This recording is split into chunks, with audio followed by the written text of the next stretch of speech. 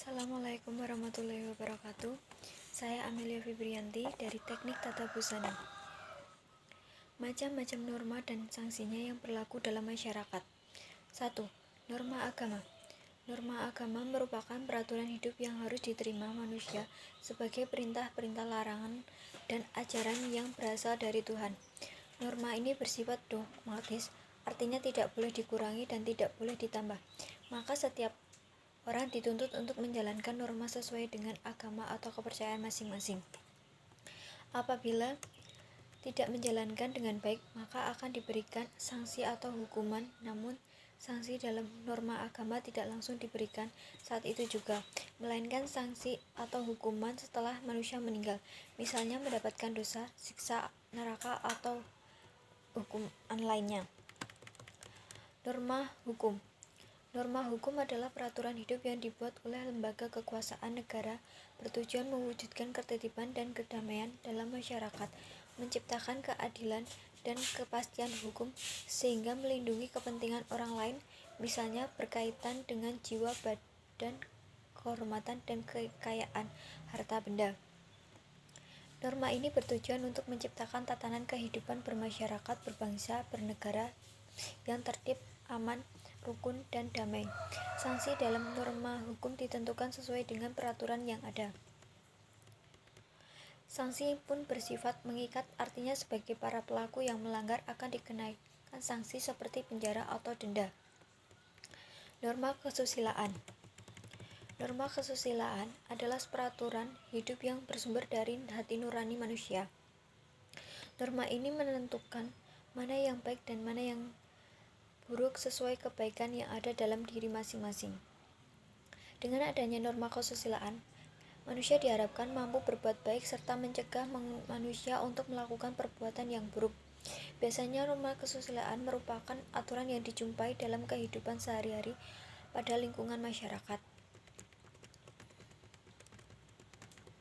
Tidak ada sanksi atau khusus yang diatur dalam norma kesusilaan, namun kebanyakan sanksi adalah sanksi sosial seperti dikucilkan masyarakat. Norma kesopanan atau adat. Norma kesopanan erat dengan kait adat, karena itulah nama lain dari norma kesopanan adalah norma adat. Dengan keadaan beragam suku dan budaya di Indonesia, norma kesopanan yang berlaku pun akan berbeda pada setiap masing-masing daerah. Norma ini biasanya juga tak tertulis secara jelas, sehingga hanya masyarakat daerah saja yang mengetahui. Sanksi pun juga menggunakan sanksi sesuai tradisi. Hukuman ada beberapa contoh, misalnya di Jawa harus menggunakan bahasa halus ketika berbicara dengan orang tua.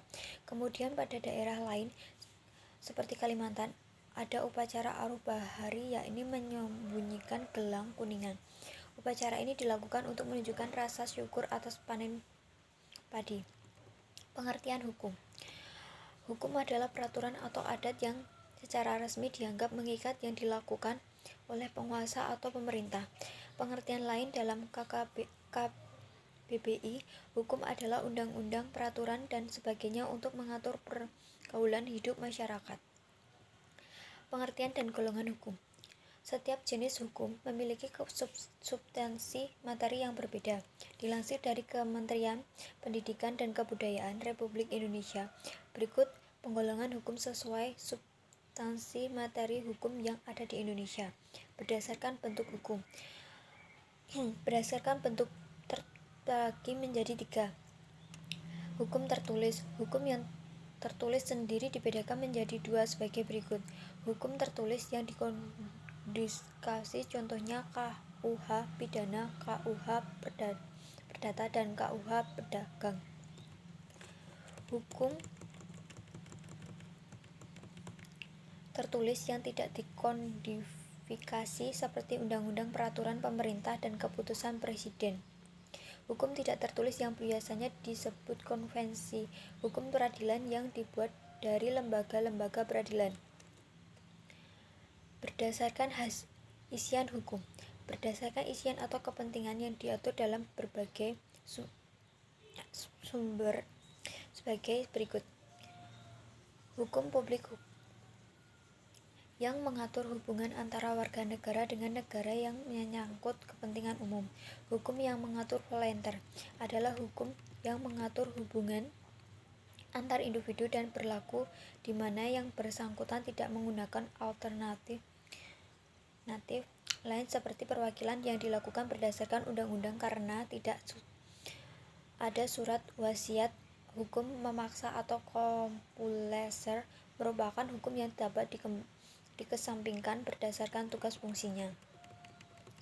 Hukum berdasarkan tugas dan fungsinya dibedakan menjadi dua. Hukum materi yaitu hukum yang mengatur hubungan antar anggota masyarakat yang berisi pemerintah dan larangan. Hukum yang berlaku sekarang berdasarkan ruang lingkup. Hukum berdasarkan ruang lingkup berlakunya hukum atau tempat berbagai menjadi tiga. Di antaranya hukum lokal, hukum nasional, hukum internasional. Berdasarkan waktu hukum yang berdasarkan waktu berlakunya. Hukum lus constitutum yang hukum yang berlaku pada saat ini atau hukum positif. Hukum lus constituendum adalah hukum yang berlaku pada masa yang akan datang. RUU. Hukum antar individu. Hukum antar waktu yaitu hukum yang mengatur peristiwa yang menyangkut hukum yang berlaku pada saat ini dan hukum yang berlaku pada masa yang berlalu. Hukum umum adalah hukum berlaku untuk semua orang dalam masyarakat dengan tidak membedakan jenis kelamin. Hukum khusus yaitu hukum yang mengatur hanya bagi golongan orang tertentu seperti hukum pidana militer berdasarkan subjek hukum berdasarkan subjek yang dianutnya terbagi menjadi hukum satu golongan adalah hukum yang mengatur dan berlakunya hanya satu golongan tertentu. Hukum semua golongan yaitu hukum yang mengatur dan berlaku bagi semua golongan warga negara.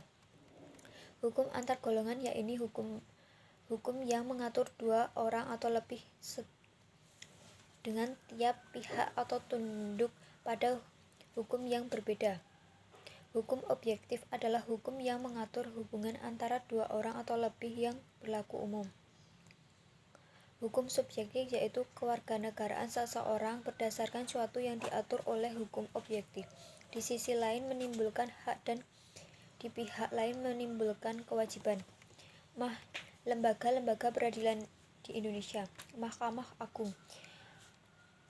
Mahkamah Agung berwenang memeriksa hasil sengketa tentang dan mempunyai kewenangan buat mengadili. Menjalankan perannya sebagai pengadilan tertinggi di Indonesia. Mahkamah Agung berwenang buat membuat permohonan kasasi. Mahkamah Konstitusi. Mahkamah Konstitusi punya wewenang buat menguji undang-undang terhadap Undang-Undang Dasar Negara Republik Indonesia tahun 1945. Mahkamah Konstitusi berhak memutuskan sengketa wewenangan lembaga negara uang kewenangan diberikan Undang-Undang Dasar Republik Indonesia tahun 1945. 3. Komisi Yudisial. Ada beberapa peran dari Komisi Yudisial di antaranya sebagai berikut. Komisi Yudisial mempunyai peran dalam memberikan usulan dan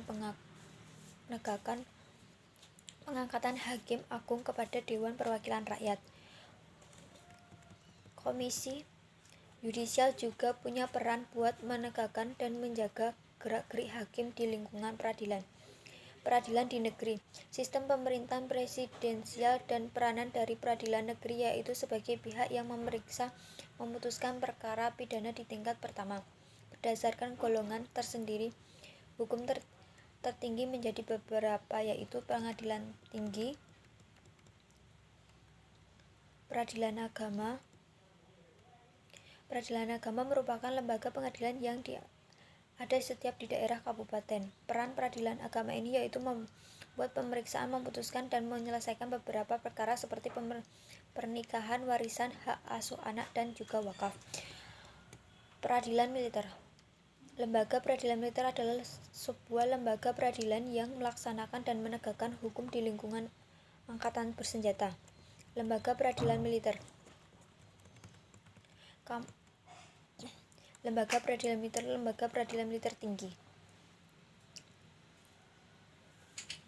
Lembaga Peradilan Tata Usaha Negara. Lembaga Peradilan Tata Usaha Negara merupakan sebuah lembaga peradilan yang melaksanakan hukum sesuai dengan undang-undang yang berlaku. Lembaga Pengadilan Tinggi Tata Usaha Negara. Lembaga Pengadilan Tinggi atau Tata Usaha Negara punya peran yang hampir sama dengan Lembaga Peradilan Tata Usaha Negara. Cuma yang membedakan yaitu Lembaga Pengadilan Tinggi Tata Usaha Negara berperan membuat, memeriksa, memutuskan sengketa tata usaha di tingkat banding atau provinsi.